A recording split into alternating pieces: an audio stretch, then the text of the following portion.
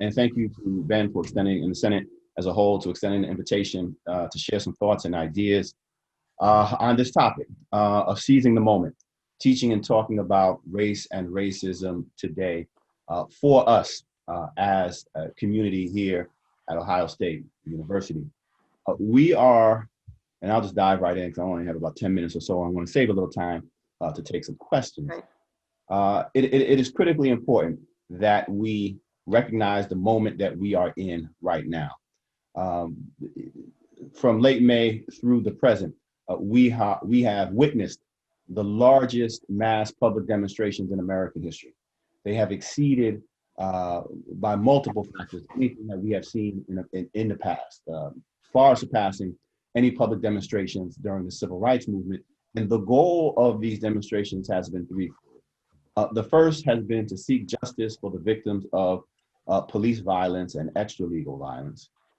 The second goal has been seeking recognition of Black humanity, literally the recognition of Black folk as folk who are worthy of being treated as full citizens and with full dignity and as human beings. That's part of the beauty of these beautiful murals that have dotted our landscape over this summer.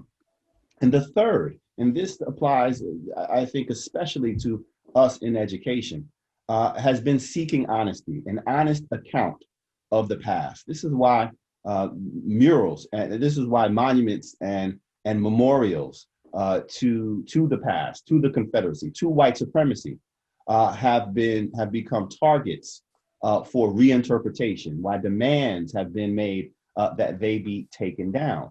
Because for so long we have looked at the past and we have conjured up a vision of it that simply wasn't true. Now, these demands, what we are seeing, the moment that we are living in, is really driven by young people. We know that the vast majority of folk who have taken protests have been under the age of 35. They are our students, they are our children, they are for many here at Ohio State, they're siblings and the like. And they have created an opportunity for us to really confront the most difficult aspects of our past and our present that we just simply haven't had before. And they demand this honest accounting of the past, but equally important, they deserve it. And I want to share a few thoughts and ideas about what we can do going forward. First, this isn't something about, I talk about hard history, those being aspects of our past that make us uncomfortable about our present. Now, we can talk about that in sort of a macro level and US history in general, but we have to deal with the hard history of our own university. We have to deal with a history of discrimination, exclusion of African Americans or people of color from the university. We have to deal with, acknowledging and recognizing that up until, the mid-century point, Black students couldn't stay on campus.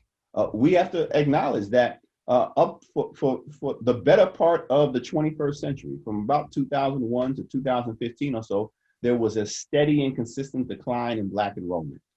And so we have, when we're talking about what this moment is, it's not just something that's happening out there on the streets. It is something that we have to deal with as a community and as a university as well. But too often, we have chosen not to deal with the history, not to deal with the history outside and not to deal with the history inside. And what we have chosen instead to do is what I call, we've engaged in purposeful historical amnesia. We just pretend that the difficult aspects of the past just simply didn't happen. Or we try to rationalize evil, right? The attorney general or state's attorney, for the state of Ohio in the 1930s, when he chooses to defend Ohio State, and that was Bricker, when he chooses to defend Ohio State's position to refuse to allow African Americans to stay on campus, a position that was eventually upheld by the state Supreme Court, that he was just doing what anybody would be doing at that time. He was just a man of the times. Like, no. Right? That's not just a man of the times, the people of the time. No, there were people literally at the time. You could ask the students, right? The Black students who were trying to stay on campus. Was this something that was right or was wrong? So we shouldn't attempt to rationalize these evil actions. And then lastly, We got to stop just making stuff up, right? Like in the larger scheme of things, this is what the whole lost cause Confederacy thing is, right? You just make stuff up, right? So we can't pretend the past didn't happen. We can't try to rationalize it away, and we can't just make stuff up. Instead, we have to confront it head on. And that also means recognizing that we have to stop pretending to be the nation that we actually intended to be, right? Like this is the beginning. I've had a chance over the last couple of years, and unfortunately I won't be able to do it this year because of the COVID-19 crisis, but to take students down to James Madison's plantation estate. And James Madison, of course, was the fourth president of the United States, father of the Constitution, architect of the Bill of Rights, and he was also an enslaver. James Madison enslaved over 100 people over the course of his lifetime, and he never freed a single soul, not even upon his death. And so I've been taking students down to Ohio State, from Ohio State to James Madison's plantation estate, because I want them to stand in the library. This is the room and an image of the library in which James Madison literally conceived and conceptualized the Bill of Rights. But after we spend some time in here, a place where history happened, I take them downstairs to the cellars, and I tell them to place their hands on the wall so that they can feel the impressions in the bricks of this cellar wall. If you can see in that sort of center brick, you'll see some indents, some impressions. Those are actually fingerprints. Fingerprints of the enslaved people who made the bricks upon which this building rested. But they're actually not the fingerprints of adults. They're the fingerprints of children. Because it was the job, it was the duty, it was the task of the enslaved children, the children that Madison enslaved, to make the bricks for his comfort and convenience. So when we talk about what are we dealing with, we're talking about dealing with not just an original sin, we're talking about dealing with the origins of this nation. We have to reconcile the fact that the library in which the Bill of Rights is conceived and conceptualized rests on a foundation of bricks made by the children that James Madison enslaved. And he wasn't unique in that. Monticello, same thing. Mount Vernon, same thing. So we're not talking about something that has just appeared. We're talking about dealing with a long legacy of racism intertwined, really literally written into the DNA of this nation. So what can we do? I've identified what I call sort of 7 principles for teaching and talking about race and racism, the 7 B's. And real quick, the first thing is we have to be clear. Language matters. We can't dance around the issues, right? I get invitations to join these conversations, and people say, hey, we want you to talk about sort of race. And I was like, I don't want to talk about race. I want to talk about racism. Like race ain't the problem. Racism is the problem. Or you turn on the news and people say, oh, somebody made some, racially insensitive remarks. And I'm like, did you mean racism? Like, was it racist? I mean, we have to be clear. You can't deal with the problem unless you're able to identify the problem. We have to be positive when we're talking about race, especially in this nation, because we still live with so many negative stereotypes about people of color. So we have to be consciously aware that in our classrooms, in our committees, in our university community, that we are aggressively trying to combat these negative stereotypes, because they are in the backs and sometimes the front minds of our students and ourselves. So we have to be consciously aware of that. It's important that we be personal, that we share our individual stories, and not just stories as people of color, but especially for white folk, right? Because what we're talking about here, when we're talking about race and racism, we're talking about learning. We're talking about an evolution, right? And it's important, especially when we're trying to bring our students along, that we share the things that we once believed and that we no longer believe. We share the mistakes that we made and how we grew. And then we learn together. So we have to model what it is that we want our students, how we want our students to sort of act and walk through the world.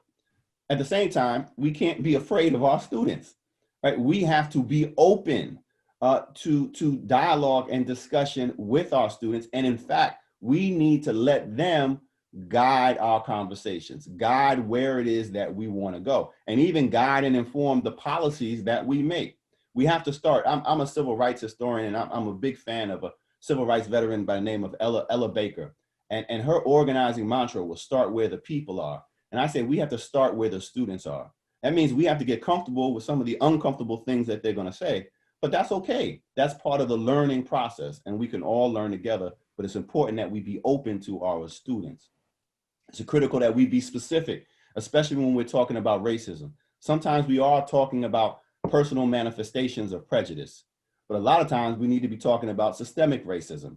And we have to be clear in what we're talking about. Because if we're not, if we just reduce everything to personal prejudice, to individual behavior, then we can't actually come up with adequate solutions. Because if the problem is just the aberrant behavior of an individual, then the solution is real simple. Just get rid of that individual. If the problem back in Selma, Alabama was just Jim Clark's racism, then the solution to the problems that Black folk were facing in Selma, Alabama was just get rid of the sheriff. And even when they did that, things didn't change. So we have to be specific about what we're talking about, the personal and the structural. Two last points here. We have to be intentional. And this is particularly when we're talking about a curriculum. We have to be intentional in terms of scaffolding, right? That means building up, right, in our classes, but that also means building across, right? So that these aren't conversations that are just were happening in history or in women and gender studies or comp studies. This needs to be part of a concerted effort to have these conversations across our colleges, across our classes, and across our committees. And then lastly, we have to be proactive. We have to engage community. We're no longer at the point where we can wait for things to happen, right? Things are happening, right? And it's now incumbent upon us to take those steps and measures to engage community. Now that's community broadly defined. That's community on our campuses. If we're teachers, right, we need to not only engage with our students in the classroom, but we need to engage with their communities, their students who are outside of the class, because they're always bringing that into the classroom as well. And we need to engage with community outside of the gates of Ohio State. Now, I said there were 7 principles and 7 B's, but I lied. 7 is just a good, it's like a good spiritual number. I actually have 8 principles. And the 8th one is something I picked up from my daughter. And I learned, and I picked up from her just this spring. She's a 10-year-old and she's a gymnast and she's fantastic. And we were at a meet right before the COVID crisis shut down. And I was watching her do her routine, which is the floor routine. And I noticed right before she did her tumbling pass, which she really excels at, I noticed just this bit of hesitation, a moment of hesitation. And then she hit it, and then she was fantastic. She soared through the air. And then afterward, while we were driving home, I said, Asha, I said, you did great. You got your highest score on that tumbling, on the floor routine. I said, but I noticed that you hesitated right before you began. And she said, yeah, Dad. She said, right before I started that tumbling pass, she said, I knew I was doing really well, but I knew I could do better. And that if I wanted to score my highest score that day, I had to be bold. I had to be bold.